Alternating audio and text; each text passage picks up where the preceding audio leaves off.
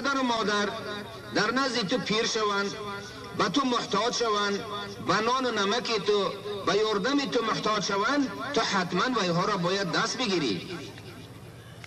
و این چنین در آن رای کاری که باعث زندگی تو را رای کار میگیرد نهره نزن. چی گفته ایستاده ای نگو، چی گفته ایستاده ای نگو. مقصد بندگانت همین است. خدای تعالی میگوید که ای ملائکه ها شما رفتید بگویید که بغیر 4 نفر دیگرهایشان گناهایشان را بخشیدند.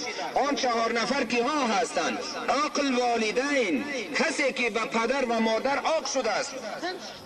فرزندهای عزیز، مادر 9 ماه 9 روز 9 ساعت 9 دقیقه وزنین نشیند، وزنین نخیزد و در زایش و در تولد فرزند خدای تعالی او را عمری دوباره میدهد. مردا از احوال زنها با خبر نیستند، با امید که فرزند کلا شود و مرا دستگیر شود، در حالت ضعیفی من مرا نان دهد.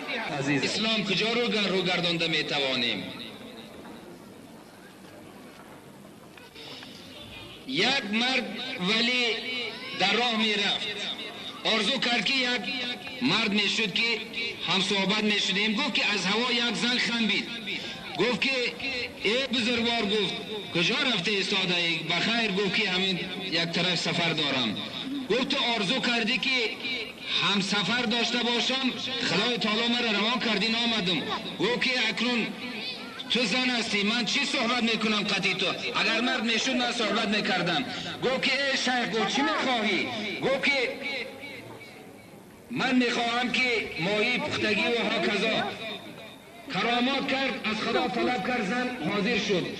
از شیخ پرسید که من هم میخواهم همین خیل، تو هم یک کرامات کن. مرد هرچی کرامات کرد، خدای تعالی این زن که بسیار ولی بوده است در نزد این بیادابی کرد، کراماتش از دست رفت، دعاش مقبول نشد و همون طلب کردگیش حاصل نشد. زن گفت، بعد مرد گفت که از بس که شیخ اصلی بود، گفت که نباشد همشیره با هم مصلحت شیم. گفت که تو از من نفرت کردی، کو مرد طلب کردی، تو پناه به خدا مرد طلب کن که من رفتم. گفت پرواز کرده بود رفت زن. همشیره های محترم، پیغمبر خدا صلی الله علیه و سلم میگوید من عرف نفسه فقد عرف ربه. کسی که نفسانیت خودش را شناخته است خدایش را شناخته است. کسی که خودش را نمیشناسد خدایش را نمیشناسد. چی خیل؟ یعنی که شناختن همین خیل است که ما در کجا بودیم، مادامی که اینجا پدرها بابای بابا کلانها بودن، ما در کجا بودیم؟ ما نبودیم. با وجودی از پشت پدر با رحم مادر آمدگی ما همین یک قطره آب را صورت آدمی، صورت مرد، صورت زن دادگی کی هست؟ انا اصل مانع کنون کسی که خودش شناخته است خدایش را شناخته است. ما را در رحم مادر کی صورتی مردی یا صورتی زنی داد؟ خدا داد کو. این کار را بغیر خدا کسی دیگر کرده نمیتواند. انا خدایمان را شناختیم کو، خودمان که شناختیم خدایمان را شناختیم. و این چنین ما کجا می رویم؟ زیر خواب می رویم، از خواب آمدیم به خواب می رویم.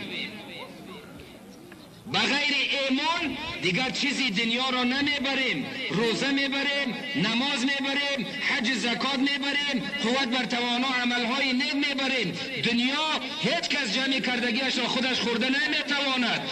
گدا هم یک دهنان قاقتی یک اشکم را پر میکند، پادشاه هم با همون قدر سلطنت یک اشکم را پر میکند. لیکن ایمان به سلامت بردن این وظیفه هر یک فردی مسلمان است.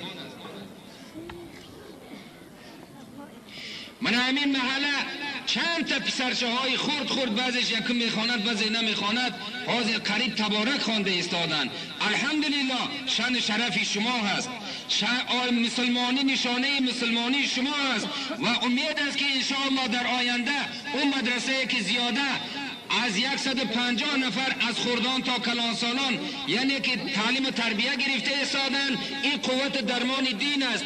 امید آن است که اون وسوسه های شیطنت که با دلیل هایی که داملاهایی نستند آن هستند با شیطان ناامید شده ایستاده است، شیطان از بین گم شده ایستاده است، قوت ایمان زوری کرده ایستاده است. ایمان